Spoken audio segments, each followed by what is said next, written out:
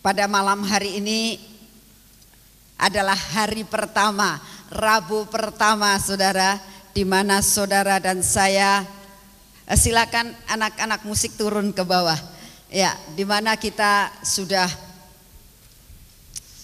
melewati hari ke-8 hari ini saudara.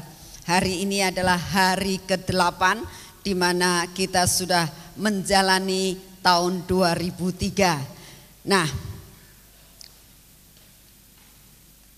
pada waktu saya sedang mempersiapkan diri saudara untuk mencari hadirat Tuhan, untuk mencari sebenarnya visi apa yang Tuhan ingin berikan untuk eklesia. Saya mulai bergumul di dalam doa, saya mulai bertanya, Tuhan, apa rencanamu untuk meneruskan rencanamu untuk tahun ini, untuk persekutuan eklesia. Lalu Tuhan memberikan Ulangan 28 ayat 13 saudara, yang akan kita baca bersama-sama, yang akan kita lakukan dengan pengakuan iman, yaitu Ulangan 28 ayat 13. Tetapi pada pagi hari tadi, pada waktu saya mempersiapkan akan firman Tuhan pada hari ini, saya sudah mendapatkan beberapa hal yang Tuhan bicarakan kepada saya yang harus disampaikan, dan juga saya mendapatkan sesuatu bahwa pengakuan iman ini akan kita lakukan sesudah kita mengerti isi daripada Ulangan 28 ayat 13. Jadi pengakuan iman ini akan dilakukan akhir daripada sesudah kita mendengar firman Tuhan. Seharusnya ada beberapa hal yang ingin saya sampaikan kepada saudara. Untuk tahun ini Tuhan tuh menghendaki dari persekutuan ini benar-benar adanya sesuatu kemajuan, ya, mempunyai pendekatan akan pengenalan akan Tuhan. Oleh karena itu saya ingin sampaikan kepada saudara bahwa untuk tahun ini pun ada pembinaan saudara. Ada pembinaan, artinya 1 bulan 1 kali kita itu mengadakan pembinaan seluruhnya, yaitu hari Rabu dan hari Kamis, 2 hari berturut-turut. Karena apa? Karena inilah yang Tuhan ingin katakan, bahwa hamba Tuhan yang dari luar negeri juga menyatakan bahwa apa yang harus kita lakukan untuk gerejanya tahun ini itu mempunyai dampak yang panjang, saudara, dikatakan ya. Nah, inilah yang dikatakan bahwa kita sebagai umat daripada anak-anak Tuhan yang tergabung di eklesia ini juga kalau saudara dan saya mengerti akan apa yang disampaikan pada hari ini, itu akan membawa dampak 15 tahun kemudian, mempunyai dampak yang panjang. Oleh karena itu hari ini adalah hari yang spesial saudara. Firman ini bukan hanya untuk saudara, tapi untuk saya dan keluarga saya juga ya. Dan pada waktu ada sesuatu perkara diberikan kepada saya itu ada kegentaran ya. Karena saya tahu tidak ada seorang pun yang sanggup melakukan jikalau bukan kuasa Roh Kudus yang akan menolong saudara dan saya ya, untuk menjalani tahun ini. Memang janjinya luar biasa, tapi nyanyian tadi mengatakan kita harus berdiri untuk bangsa kita, tapi satu hal, kita harus berani membayar harganya. Dan ini yang kita pelajari, kita harus berani membayar harganya sampai rencana Tuhan jadi atas hidup keluarga saudara dan saya, dan untuk masa depan bangsa kita. Saudara, kita akan baca bersama-sama di dalam Ulangan 28 ayat 13, simak ya. Janjinya luar biasa dan nanti akan diterangkan apa yang dikatakan Tuhan ya. Sampai saudara dan saya itu menangkap setiap apa yang Tuhan katakan dan lakukan. Itu baru saudara bisa berhasil Ya, kita akan baca bersama-sama di dalam Ulangan 28 ayat 13. Oh, di atas sudah ada. Ya. Kita akan baca bersama-sama ya. 2, 3. Ulangan 28 ayat 13. Tuhan akan mengangkat engkau menjadi kepala dan bukan menjadi ekor. Engkau akan tetap naik dan bukan turun. Nah, sampai di sini. Bagus enggak? Siapa yang enggak mau? Siapa yang enggak mau? Enggak ada yang enggak mau kan? Siapa yang enggak mau jadi kepala? Siapa yang enggak mau untuk selalu tetap naik? Ini ada kata-kata yang sungguh indah dikatakan, siapa yang akan mengangkat kita? Itu Tuhan sendiri. Ya. Tuhan akan mengangkat engkau menjadi kepala dan bukan menjadi ekor. Tuhan sendiri yang menjanjikan pada hari ini, saudara. Pada hari ini, pada tanggal 8 bulan 1, hari pertama di dalam persekutuan ini ada satu janji yang saudara dan saya terima. Kita dengar, kita terima. Apa yang dijanjikan? Tuhan akan mengangkat saudara dan saya. Amin. Untuk menjadi apa? Kepala dan bukan menjadi ekor. Saya sekali lagi tanya, siapa yang mau angkat tangan? Ya, siapa yang mau? Ini berarti semua mau menjadi kepala. Engkau akan tetap naik dan bukan turun. Engkau akan tetap naik. Jadi kalau namanya orang yang tetap naik itu selalu naik dan tidak pernah turun. Ya, selalu nanjak, selalu lebih tinggi lagi dan lebih tinggi lagi. Dan Tuhan katakan, engkau akan tetap naik dan bukan turun. Tapi ada tapinya. Ya. Ada syarat yang harus dibayar. Apa syaratnya? Di sini dikatakan, apabila engkau mendengarkan perintah Tuhan Allahmu yang kusampaikan pada hari ini, kau lakukan dengan setia. Pada waktu saya mendapatkan ayat ini, saya mulai mengatakan kepada Tuhan, Tuhan, apa yang menjadi rencanamu sebenarnya? Lalu Tuhan memberikan suatu gambaran.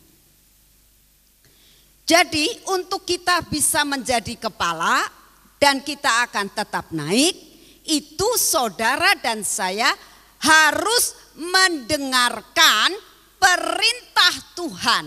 Artinya perintah itu sesuatu yang mau tidak mau harus dilakukan. Lain perkara kalau hanya dikatakan ada sesuatu peraturan yang seperti ini. Tetapi kalau dikatakan perintah itu harus dilakukan. Kalau saudara dan saya tidak melakukan, ya enggak dapat akan apa yang Tuhan janjikan untuk saudara dan saya. Jadi dikatakan di sini, engkau harus mendengarkan. Yang pertama itu mendengarkan. Mendengarkan apa? Perintah.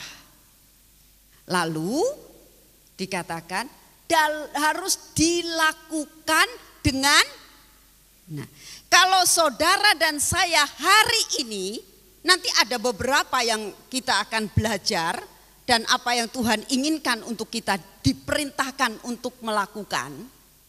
Kita mendengar, kita terima, tapi kita lakukan dengan tidak setia. Tetap saudara dan saya tidak bisa menjadi kepala dan tidak bisa tetap naik. Nah, kalau hal ini terjadi dalam hidup saudara, lalu saudara mengatakan, loh saya sudah dengar firman hari ini, tapi kenapa dampaknya enggak positif dalam hidup saya? Dengarkan baik-baik hari ini saudara. Jadi ada harga yang harus dibayar, yaitu apa? Dengarkan perintah dan lakukan dengan setia. Saudara sanggup? Saudara siap? Benar siap? dengarkan baik-baik apa yang Tuhan inginkan pada hari ini. Di dalam Ulangan 28 ayat 13 dikatakan, Tuhan akan mengangkat saudara dan saya menjadi kepala. Saudara tahu, orang kalau menjadi kepala itu gak pernah di bawah, ya, selalu di atas. Kalau namanya kepala itu kan gak ada, saudara. Orang tuh punya kepalanya di bawah tuh gak ada. Kepala tuh selalu yang tertinggi. Di dalam kehidupan saudara, kalau saudara punya kepala itu adalah yang tertinggi. Yang tertinggi. Dan dikatakan, kalau saudara dan saya mau mendengar dan melakukan dengan setia apa yang difirmankan Tuhan pada hari ini, maka saudara itu akan selalu mempunyai kehidupan yang tertinggi, baik secara jasmani maupun secara rohani. Ya. Tapi firman Tuhan mengatakan kita akan diangkat menjadi kepala. Kita akan diangkat menjadi kepala. Dan bagaimana supaya kita bisa diangkat menjadi kepala? Firman apa? Nah sekarang ya, firman apa yang harus kita dengar dan kita lakukan dengan setia? Kita akan baca bersama-sama firman-Nya di dalam Matius 26.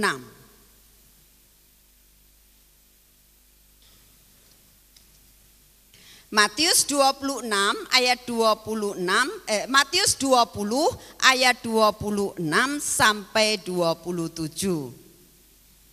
Matius 20 ayat 26 dan 27.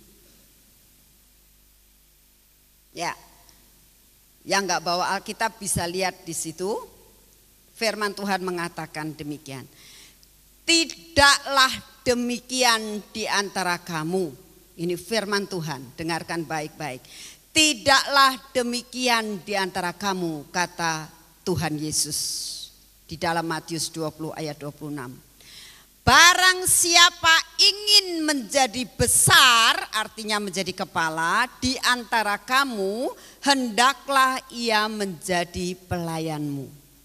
Dan barang siapa ingin menjadi terkemuka di antara kamu, hendaklah ia menjadi hambamu.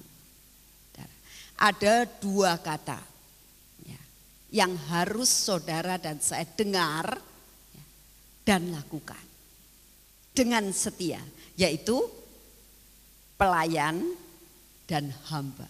Apa bedanya antara pelayan dan hamba? Kalau hamba itu pasti dia jadi pelayan. Tapi kalau pelayan itu belum tentu dia menjadi hamba. Karena pelayan itu sebagaimana saudara tahu, saudara kalau mempunyai pelayan di rumah tangga saudara, saudara gaji dia. Tapi kalau seorang hamba itu enggak pakai digaji karena dia sudah dibeli. Enggak dipakai, enggak dapat gaji dan dia enggak punya hak sama sekali. Nah, ini yang dinamakan penyangkalan diri, saudara. Nah, kalau saudara dan saya mau menjadi kepala itu harus menjadi hamba atau pelayan. Ini dalam dunia bisnis juga bisa, saudara. Kita bisa melihat kalau misalnya saudara ini masuk di dalam suatu toko misalnya. Nah, lalu saudara ini melihat pelayannya itu judes-judes gitu ya. Rasanya mau kembali ke toko itu enggak? Gak mungkin kan? Kita akan bicara, wah toko itu sebetulnya sih barangnya cukup baik. Tapi pelayannya judes-judes, yang punya lebih-lebih judes sekali. Sehingga mereka itu gak mau untuk datang. Tapi kalau pelayan itu benar-benar dan yang mempunyai itu, sekalipun dia seorang bos, sekalipun dia sebagai pemilik, dia berhak untuk menjual dan dia berhak untuk tidak menjual. Tetapi kalau dia itu bersikap sebagai seorang hamba dan pelayan, gak beli jadi beli. Akibatnya ekonomi kita bertambah-tambah. Betul? Betul? inilah yang dikatakan. Kalau saudara dan saya benar-benar mau menjadi hamba dan pelayan, kita bisa menjadi kepala. Dan kita terus naik, kita enggak turun.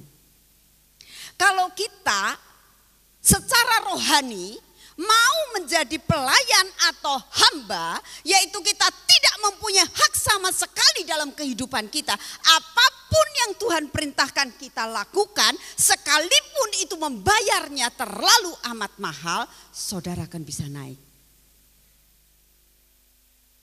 Saudara akan menjadi kepala.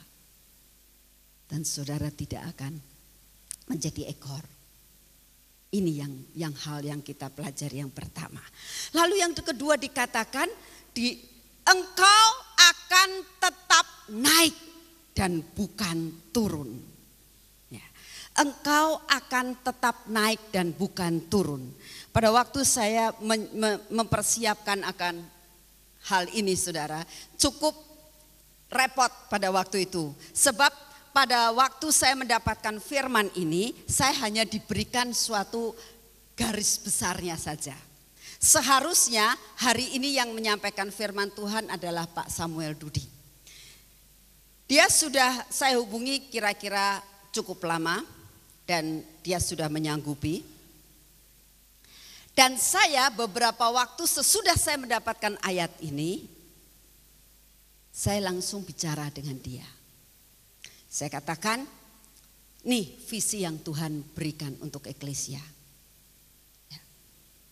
Kau berdoa, firman yang akan disampaikan melalui kamu hari Rabu, itu adalah sesuatu yang dikatakan, dengarkan, lakukan apa yang Tuhan katakan, perintah Tuhan pada hari ini, yaitu pada hari Rabu ini.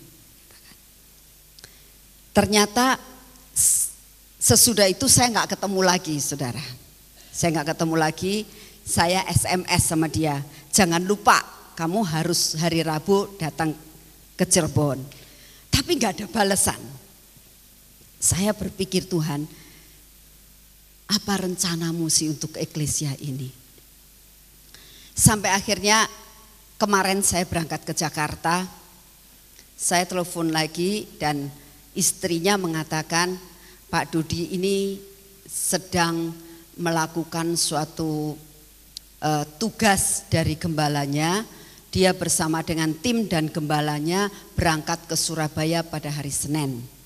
Lalu Selasa pagi dia berangkat ke Jakarta dan Rabu pagi dia harus kembali ke Solo karena sorenya mau ada rapat. Saya bilang, jadi bagaimana? Ya coba kamunya hubungin Pak Dudi sendiri, atas istrinya. Saya handphone dia, saya ada di Jakarta, dia ada di Jakarta, tapi di handphonenya nggak jalan. Saya SMS nggak dibalesin. Lalu saya katakan, sudahlah Tuhan, saya mau belajar untuk menyerahkan semua dan semuanya kepada Tuhan. Itu yang saya lakukan. Tiba-tiba saudara, tadi malam saya mau makan, 7:30 saya mau makan, saya turun di lobi, Sofi ngomong, mah itu kayak Om Dodi, dia bilang, mana? Itu kayak Om Dodi, pasti itu Om Dodi, dia bilang gitu, yang pakai kotak-kotak, dia bilang. Saya lihat, oh betul dia, ketemu dia di hotel, saudara. Nah, saya samperin dia, jadi bagaimana? Dia bilang nggak bisa, dia bilang. Ya sudah, saya bilang gitu, ya sudah nggak apa-apa kalau kamu nggak bisa, Tuhan punya rencana yang terbaik. Nah, itu yang membuat saya jadi Tuhan, ini jadi bagaimana? Tapi Tuhan tuh nggak pernah terlambat, saudara. Sesudah saya mengantarkan Sofi pulang jam 6, dia mulai masuk check in kira-kira jam 6 pagi, lalu dia begitu sudah kira-kira 7:30 dia sudah masuk imigrasi dan pergi. Saya langsung kembali ke hotel dan saya berdoa, Tuhan, umatmu saat ini membutuhkan sesuatu. Engkau sudah memberikan hal ini. Sekarang apa yang harus engkau berikan lebih mendetail yang engkau katakan bahwa mereka itu adalah akan tetap naik dan tidak turun. Itu maksudnya apa? Ada sesuatu saudara. Ingin saya bagikan kepada saudara apa yang saya dapatkan. Tuhan katakan, untuk naik itu ada 3 step. Yaitu yang pertama, kita berada di lembah. Saudara. Step yang kedua, kita berada di lereng gunung. Step yang ketiga, kita ada di puncak gunung. Ini 3 step yang harus dilakukan oleh umat Tuhan, terutama eklesia, saudara. Kalau saudara benar-benar melakukan apa yang Tuhan bicarakan kepada saudara dan saya pada hari ini, itu semua akan terjadi dalam hidup saudara. Ya. Step yang pertama, saudara dan saya itu mulai dari lembah, dari bawah dulu, di lembah. Ya. Apa yang harus dilakukan di lembah? Untuk kita tetap naik. Jadi enggak namanya kalau tetap naik itu terus jalan, saudara. Terus jalan. Jadi kalau di lembah, ya sudah di lembah terus gak naik-naik, itu nanti saudara gak bisa jadi kepala. Saudara gak tetap naik namanya. Tetapi dikatakan kamu tetap naik. Berarti saudara yang ada di lembah harus terus naik sampai di lereng. Dan sampai di lereng saudara harus terus naik sampai di puncak. Itu yang Tuhan inginkan dalam hidup saudara dan saya pada tahun ini, saudara. Pada tahun ini. Ya. Nah, dikatakan apa yang harus dilakukan kalau saudara dan saya itu ada di lembah.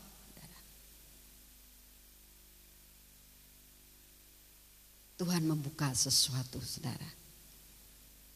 Tuhan katakan, engkau semua umat ini akan dapat naik dan tetap naik jikalau mereka masuk ke dalam kedalaman pengenalan akan Tuhan.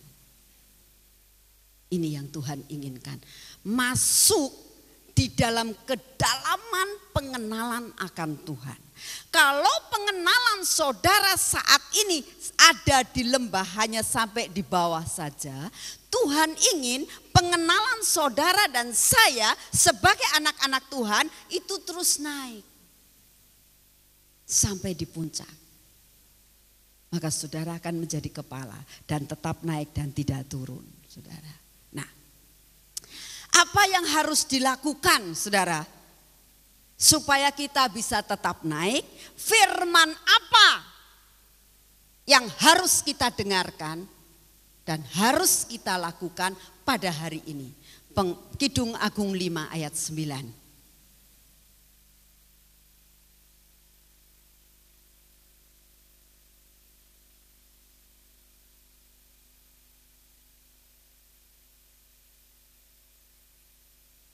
Kidung Agung 5 ayat 9. Ini yang tadi pagi Tuhan memberitahukan kepada saya.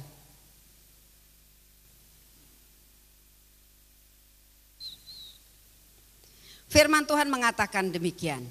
Apakah kelebihan kekasihmu daripada kekasih yang lain? Apakah kelebihan kekasihmu daripada kekasih yang lain? Apa maksudnya? Masuk ke dalam kedalaman Tuhan yang lebih lagi mengenal akan Yesus.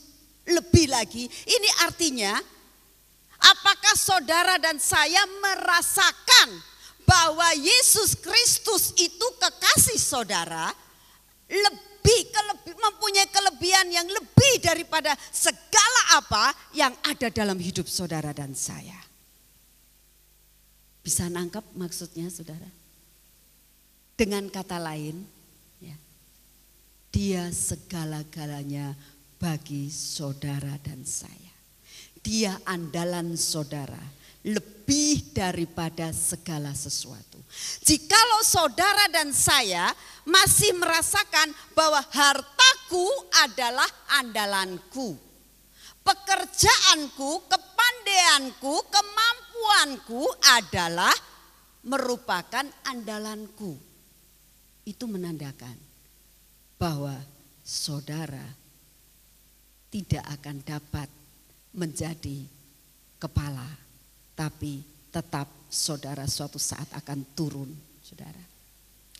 Memang saudara kalau melihat orang yang gak percaya kepada Tuhan, saudara melihat mereka itu kaya, mereka seolah-olah dapat mencapai sesuatu yang tinggi, dapat mencapai sesuatu hal yang luar biasa, dapat mencapai suatu kepala seolah-olah. Tapi berbeda jikalau saudara melakukan firman Tuhan ini, hari ini saudara mendapatkan double porsi jasmani dan rohani.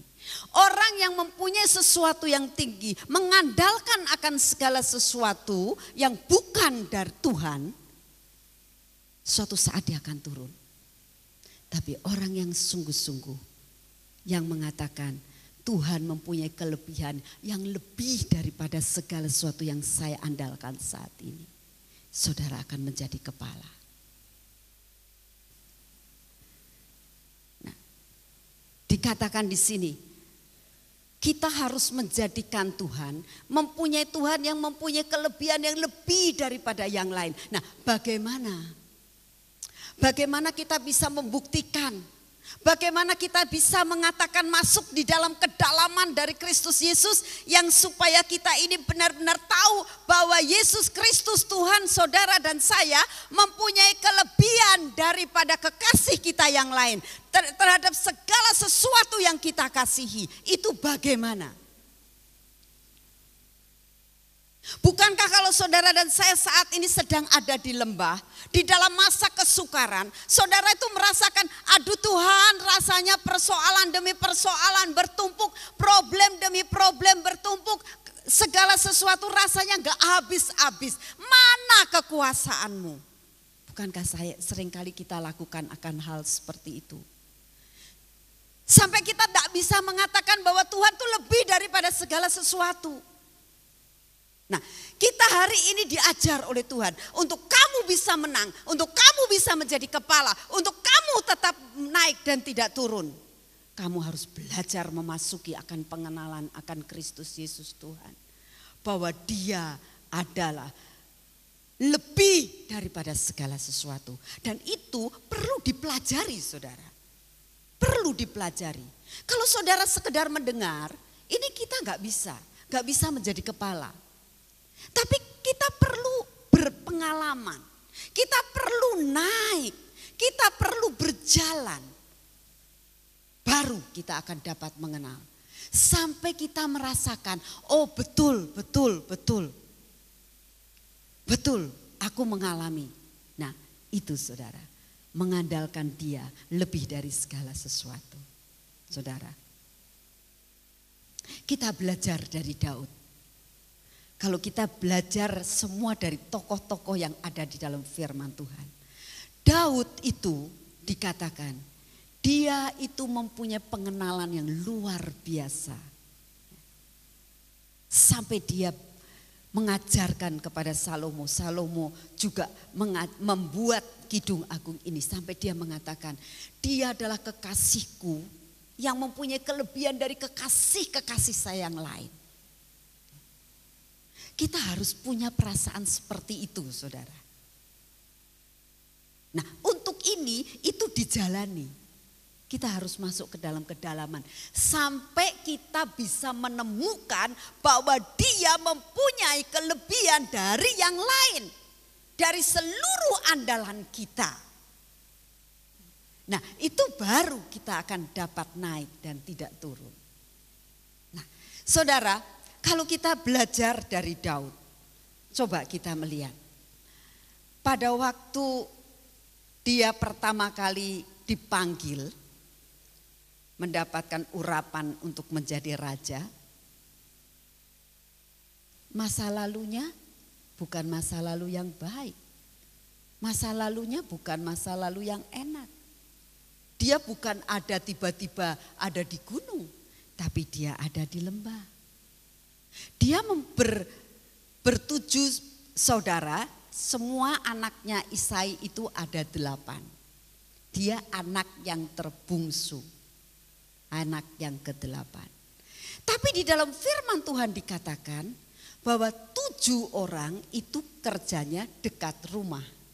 Sehingga dipanggilnya gampang pada waktu mau diurapi. Tetapi dia dikatakan dia sedang mengembalakan kambing domba yang jauh dari rumah. Kita akan baca bersama-sama. 1 Samuel 16.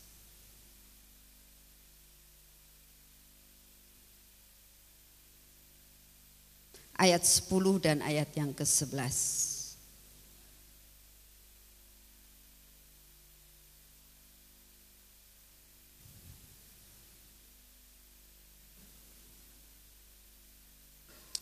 1 Samuel 16 ayat 10.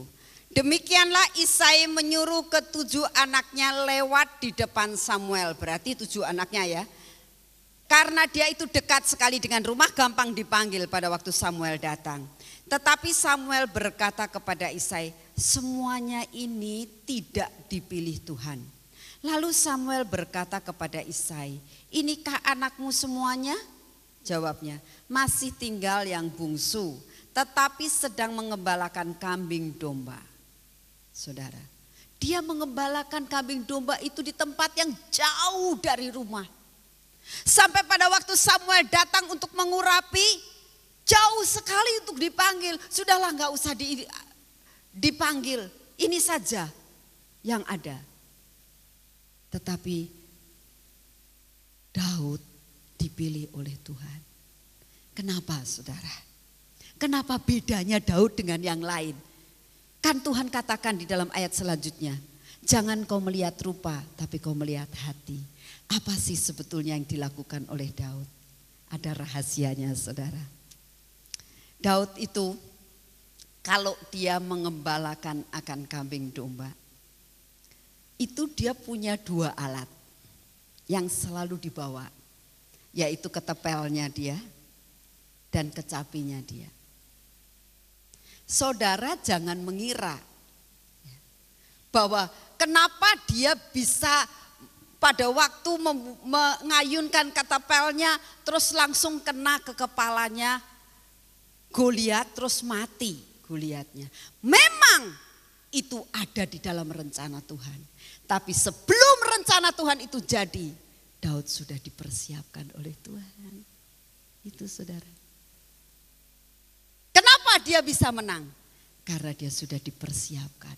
Saudara dan saya akan menjadi pemenang kalau saudara hari ini mau dipersiapkan oleh Tuhan. Saudara mau dipersiapkan oleh Tuhan? Apa yang dilakukan oleh Daud? Saya baca satu buku dari kisah Daud ini. Di situ diceritakan Daud ini orangnya lembut. Dia setiap hari selalu ngambil batu-batu yang licin yang dekat kali di mana itu domba-dombanya diajak ke tempat ke sungai, domba-dombanya minum, dia terus ngapain? Kalau domba-dombanya minum dia ngapain? Dia cari batu. Dia cari batu, masukin kantong, ada batu yang bagus masukin kantong, batu yang bagus masukin kantong gitu. Nah, pada waktu dia mengembalakan kambing dombanya dia lihat di padang, domba-dombanya sedang makan rumput, terus dia ngapain? Ngelamun? Enggak. Dia menikmati sekalipun dia di dalam lembah. Ini saudara. Nah, seringkali di dalam kehidupan kita, kalau sudah ada di dalam lembah, artinya di dalam masalah-masalah kehidupan saudara dan saya, kita nggak bisa nikmati. Kita merasa tertekan, kita merasakan aduh Tuhanku kok nggak nolong saya, kenapa sih saya Tuhan itu membiarkan saya seperti ini. Nah, yang seperti itu bikin frustrasi, bikin cepet game, saudara ya. Menderita terus, sakit penyakitnya datang terus. Tapi kalau Daud tidak, sekalipun dia di dalam lembah, dia dapat menikmati apa yang Tuhan saat ini didik dia. Dia ambil itu batu dimasukin kantong. Pada waktu dia mengembalakan akan kambing dombanya, apa yang dia lakukan? Dia lihat itu pohon yang besar. Dia mulai mengayunkan itu ketepelnya. Wah, pertama kali gak kena ke pohon. Terus belajar, terus dia belajar, berani membayar harganya. Sampai lama-lama dia bisa kena pohon itu. Nah, lama-lama dia mulai belajar sampai bagaimana sampai dia bisa tahu persis itu sasarannya. Dan dia belajar terus. Dan dia mulai tahu. Dia belajar ini untuk apa? Supaya dia tahu aku akan merasakan kalau musuhku datang. Aku bersama dengan Tuhan. Aku akan membuat ini semuanya tepat pada sasaran. Dan itu saya akan menjadi pahlawan dan saya akan menjadi pemenang.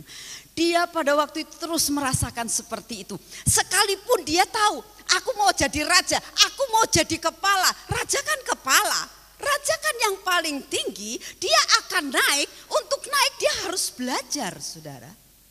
Dan itu yang harus saudara dan saya lakukan. Belajar dan belajar. Daud terus membuat latihan itu terus dia melemparkan akan batu itu. Pertama kali karena kurang kuat, batunya kena pohon tapi batunya itu enggak nancep di pohonnya.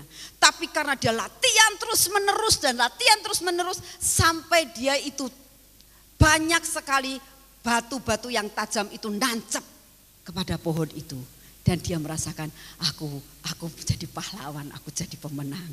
Dia mulai ngambilin batu itu lagi, masukin kantong lagi, belajar lagi dan belajar lagi. Itu yang Daud lakukan. Menikmati setiap hari dari segala sesuatu yang dia lakukan dan dia alami. Pada malam hari, pada waktu sudah malam, kalau udara di sana itu pada waktu tidak salju, itu dia juga tinggal tidur di sana. Dan apa yang dilakukan? Dia kesepian, saudara. Dia sendiri. 7 saudaranya kumpul dengan orang tuanya. Tapi dia di tengah-tengah padang yang kesepian sekali. Apa yang dilakukan? Dia ambil itu kecapi. Dan dia melihat akan Tuhan. Dan dia memuji dan memuliakan nama Tuhan. Itu yang dilakukan Daud. Dia mulai merasakan bahwa Tuhannya itu lebih dari segala-galanya. Sehingga pada waktu ada beruang mau menerkam akan kambing dombanya, dia menjadi seorang pahlawan yang menang. Karena apa? Karena latihan, saudara. Nah, di dalam saudara mengalami saat ini ada di lembah, saya nggak tahu apakah saudara sudah ada di lereng, apakah saudara masih di lembah. Tapi satu perkara saudara dan saya seringkali belum sampai kepada puncaknya. Apa yang harus dilakukan? Kita belajar dan belajar, berlatih dan berlatih. Bagaimana cara berlatih? Itulah sebabnya Tuhan menginginkan kita itu adanya pembinaan, saudara. Artinya pembinaan itu kita akan 1 bulan 1 kali, kita itu belajar. Kalau saudara betul-betul mau untuk naik dan tidak turun, saudara jangan lewatkan pembinaan yang diadakan setiap bulan 1 kali di tempat ini. Saudara akan bisa naik dan saudara tidak turun. Saudara akan menjadi kepala dan tidak menjadi ekor. Ini yang dialami oleh Daud. Menjadikan Tuhannya mempunyai kelebihan dari segala-galanya yang ada di dalam hidupnya. Hal yang kedua, ayat yang ke-10 dari Kidung Agung Fatsal yang kelima. Ayat yang ke-10. Putih bersih dan merah cerah kekasihku. Ya. Kidung Agung ini menceritakan bagaimana kekasihnya itu putih bersih. Apa maksudnya putih bersih? Apa maksudnya dikatakan bahwa Tuhan yang saudara dan sembah bukannya sekedar mempunyai kelebihan yang lebih dari yang lain, tapi dikatakan bahwa Tuhan yang saudara dan saya sembah itu adalah putih bersih, dan kita harus masuk pengenalan akan Tuhan tentang putih bersih ini, saudara. Apa sih yang dimaksudkan putih bersih ini? Di dalam bahasa Ibrani itu dikatakan bahwa putih bersih itu bersinar-sinar dan cemerlang. Bahasa Ibrania itu bersinar-sinar dan cemerlang, saudara. Dan apa yang dimaksudkan dengan bersinar-sinar dan cemerlang? Itulah kita harus masuk ke dalam kedalaman ruang Maha Kudus. Di dalam kita memasuki ruang yang Maha Kudus, sampai saudara merasakan ada sesuatu yang saudara dan saya alami. Ini yang harus dilakukan. Dan ini harus dilatih. Tidak bisa untuk sehari 2 hari. Oleh karena itu Tuhan menyediakan dengan PW setiap hari di tempat ini.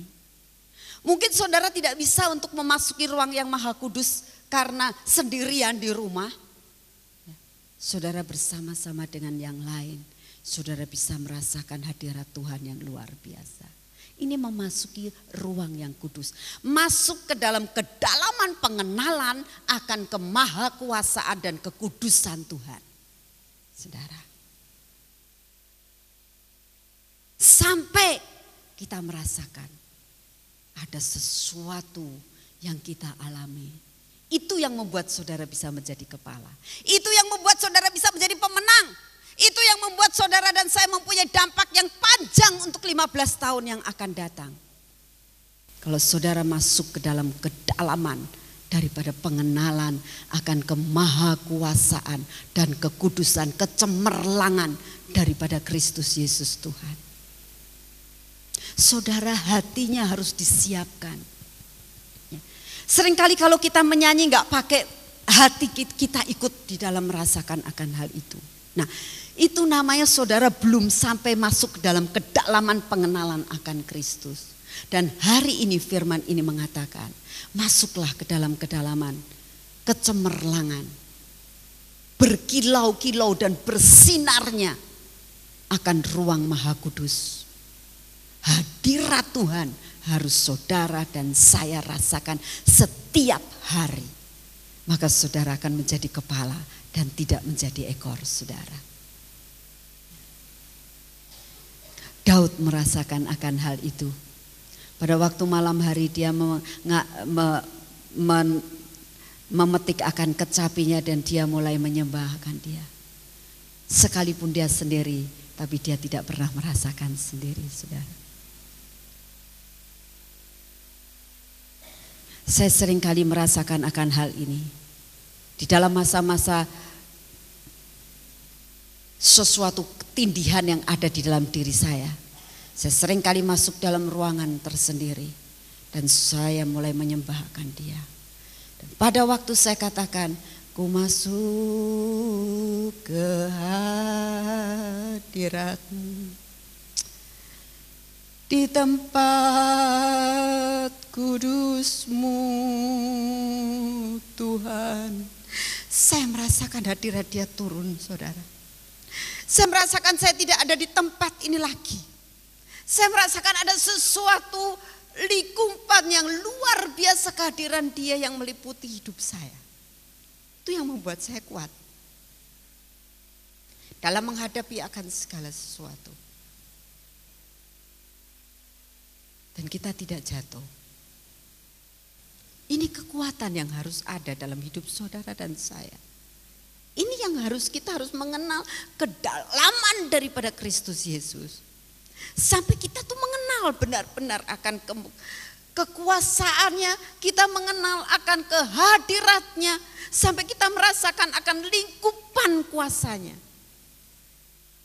Sampai kita akan mengatakan seperti Ayub katakan, dari kata orang, aku mengenal engkau, tetapi aku saat ini mengenal siapa engkau yang sebenarnya. Saudara, ini yang seharusnya ada di dalam hidup saudara dan saya. Seperti Ayub mengatakan, sekarang mataku melihat. Sekarang mataku melihat. Saudara, ini yang sebenarnya yang Tuhan inginkan dalam hidup saudara. Inilah yang dikatakan masuk di dalam kedalaman pengenalan akan Kristus. Kenapa Daud itu mengalami suatu kemenangan demi kemenangan? Karena dia masuk dalam kedalaman ini, saudara. Kenapa pada waktu dia itu diayunkan tombak daripada Saul? Dikatakan dalam firman Tuhan, 2 kali dia mengelak. Kenapa dia bisa mengelak? Kenapa? Kalau orang dunia kan begini, kalau kamu dipukul kamu mesti bales. Kalau kamu gak bales, kamunya nanti diinjek-injek.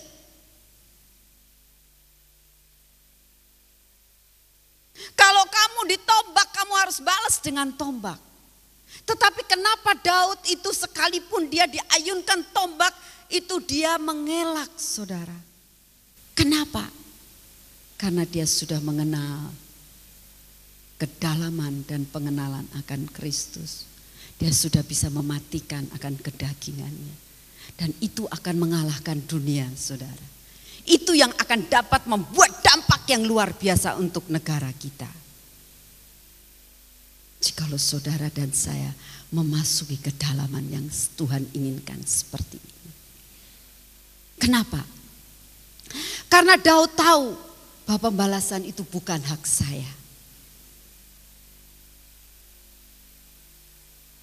Hal yang kedua yang Daud lakukan, pada waktu dia tahu bahwa tombak itu diayunkan kepadanya, dia tidak meminta nasihat kepada orang-orang yang tidak mengenal akan Tuhan. Dia tidak mengatakan, saya tuh lagi ada persoalan begini loh, saya itu kan sebetulnya disuruh ke istana, suruh main kecapi, suruh menghibur raja. Tapi ternyata saya tuh dilempar sama tombak. Nah, berapa banyak saudara kalau minta nasihat kepada orang, tahu enggak, saya itu sudah berbuat baik sama dia loh. Tapi kenyataannya dia balasnya tuh jahat terus sama saya. Ya udah jangan mau. Nasihatnya mulai macam-macam kan? Ya. Balas saja. Dan sebagainya dan sebagainya. Saya itu sudah baik loh nolong dia, gak taunya uang saya dimakan sama dia. Ya sudah, masukkan ke pengadilan saja. Tapi Daud tidak melakukan akan hal-hal seperti itu. Dia mengelak. Dan dia tahu pembalasan dari Tuhan. Sampai akhir hidupnya dia luar biasa, saudara. Karena ada 2 hal yang dia lakukan. Dia mempunyai, dikatakan dia merasakan kekasihnya itu adalah putih bersih. Putih bersih, saudara. Hal yang ketiga dikatakan di dalam ayat yang ke-10 bahwa kekasihnya itu merah cerah, saudara ya. Dikatakan merah cerah. Pada waktu saya bergumul dalam doa ini, apa sih Tuhan Engkau memberikan ayat ini, saya juga tidak mengerti apa yang dimaksudkan dengan merah cerah. Lalu ada sesuatu yang Tuhan beritahukan kepada saya, kalau namanya merah cerah itu sesuatu hal lambang kesempurnaan. Merah cerah itu lambang kesempurnaan, kata Tuhan. Lambang kesempurnaan, maksudnya apa sih lambang kesempurnaan? Bahwa rencana daripada Bapa yang di surga adalah rencana yang sempurna untuk saudara dan saya. Kalau saudara masih di lembah, bagaimana kita bisa menjadi kepala? Bagaimana kita bisa menang atas persoalan saudara dan saya? Berarti kita menjadi kepala. Dan kita naik, tidak terus setiap kali ada persoalan kita turun lagi, ada persoalan kita turun lagi. Tapi kita terus naik, dikatakan Tuhan akan membawa engkau tetap naik. Nah itu bagaimana saudara? Kalau kita menjadikan dan memasukkan hidup kita memasuki kedalaman daripada kesempurnaan Dia. Bahwa Allah Bapa kita, Yesus Kristus Tuhan kita adalah mempunyai rencana yang sangat cemerlang dan sempurna atas hidup saudara dan saya. Pada waktu Ayub mengalami suatu penderitaan saudara, dia gak habis mengerti, apa sih salahku? Aku ini kurang apa? Aku ini sudah melakukan segala sesuatu yang Tuhan mau. Aku melakukan memberikan korban bakaran. Setiap kali anak-anakku melakukan dosa, aku memintakan ampun. Aku tidak kurang untuk membagi-bagikan hartaku untuk yang lain. Aku ini kurang apa? Kenapa malah petaka ini terjadi dalam hidupku? Karena apa? Karena Ayub belum masuk di dalam pengenalan akan Bapa yang sempurna rencananya. Sampai terakhir kita baca di dalam Ayub 42 saudara. Ini benar-benar dia baru mengenal. Ayub 42 ayat 5 ini adalah perkataan Ayub yang baru mengenal siapa Tuhan itu.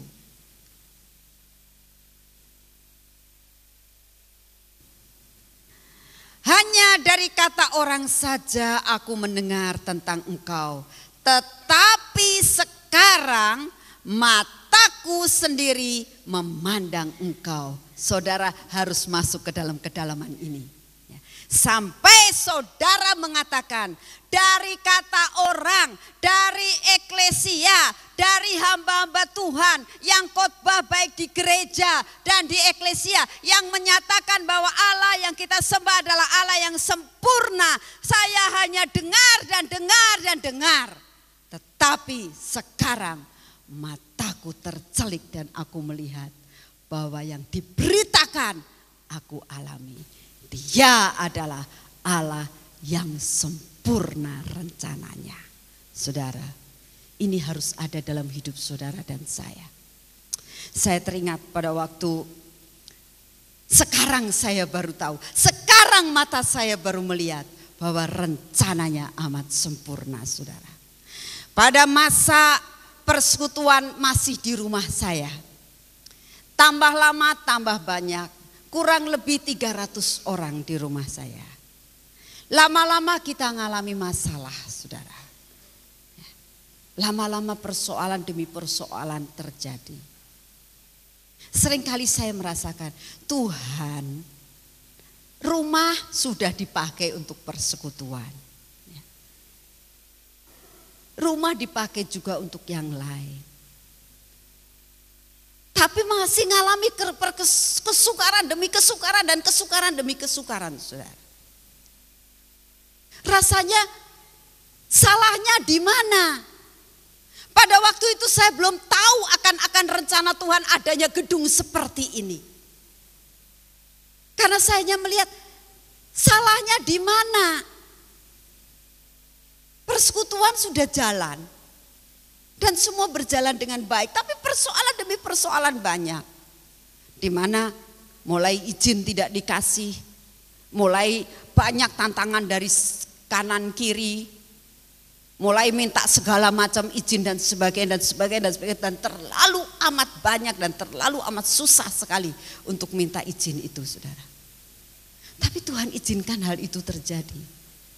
Dan saya belum mengenal kalau Dia adalah Allah yang sempurna. Saya hanya mengenal Dia itu luar biasa.